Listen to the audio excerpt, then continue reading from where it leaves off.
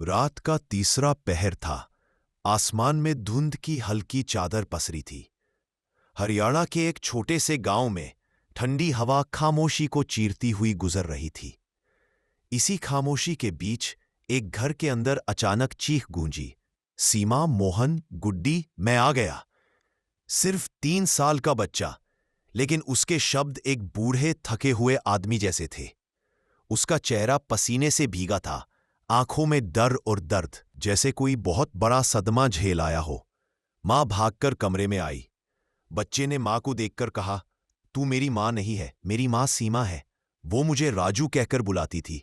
और मेरा घर ये नहीं है, मेरा घर उस गांव में है जहां नीम का बड़ा पेड़ है।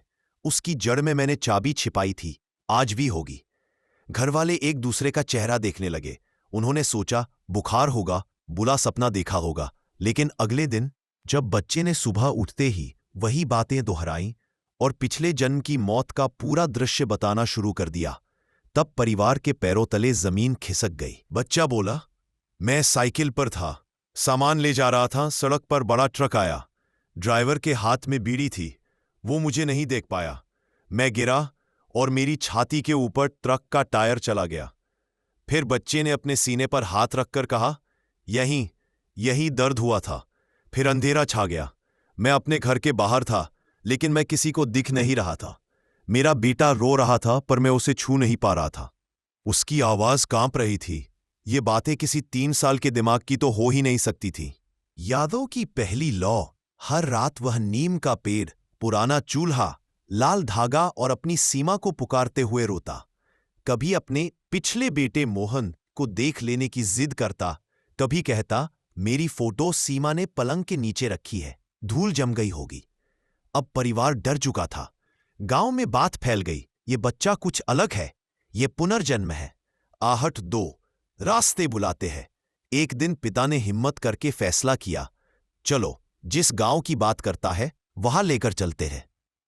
बच्चा खुशी से उछल पड़ा, जैसे कोई घर लौट रहा हो। रास्ते में उसने लगातार दिशा बताई, यहां से दाएं मुड़ो, यहां एक तालाब आता है, इस मोड़ के बाद मिट्टी का घर है, दीवार पर मैंने सूरज बनाया था कोयले से। और सच में वहां कोयले से बना हुआ सूरज था और नीचे टेढ़े अक्षरों में राम लिखा था। बच्चे का चेहरा चमक उठा, ये मैंने बनाया था, मरने से एक दिन पहले। अब परिवार में सन्नाटा था, कोई कुछ बोल नहीं पा रहा था। वो नीम का पेड़ थोड़ा आगे बढ़े तो एक विशाल नीम का पेड़ दिखाई दिया। बच्चा दौड़कर पेड़ के पास गया और बोला, यही जड़ है, चाबी यहीं दबाई थी, मेरे बक्से की चाबी, जिससे मैं अपने कागज रखता था। परिवार ने मिट्टी रटाई, वहीं, बिल्कुल वहीं, एक पुराना जंग लगा छोटा ताला निकला। परिवार की रूह कांप उठी। आहट 4, घर की दहलीज। अब बच्चा आगे बढ़ा और एक पुराने कच्चे घर के सामने रुक गया। उसके पांव थरथरा रहे थे, उसकी सांस तेज थी। उसने धीरे से कहा, यही मेरा घर है।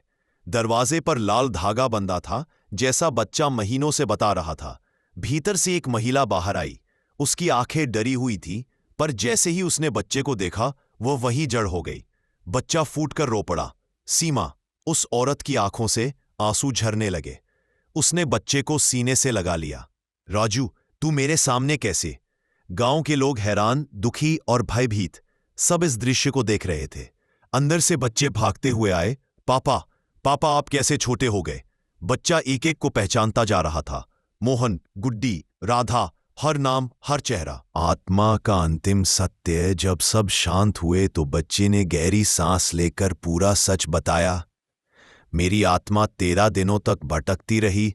मैं तुम्हारे पास था, पर तुम मुझे सुन नहीं पा रहे थे। मैंने तुम्हें रोते देखा, पर छू नहीं सका। मैं चिता की आग महसूस कर रहा था।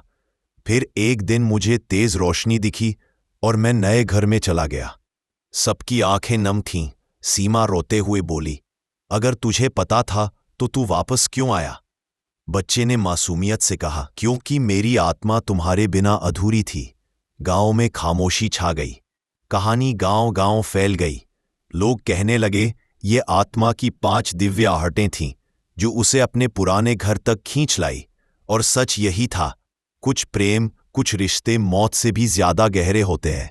आत्मा उन्हें निभाने लौट ही आती है।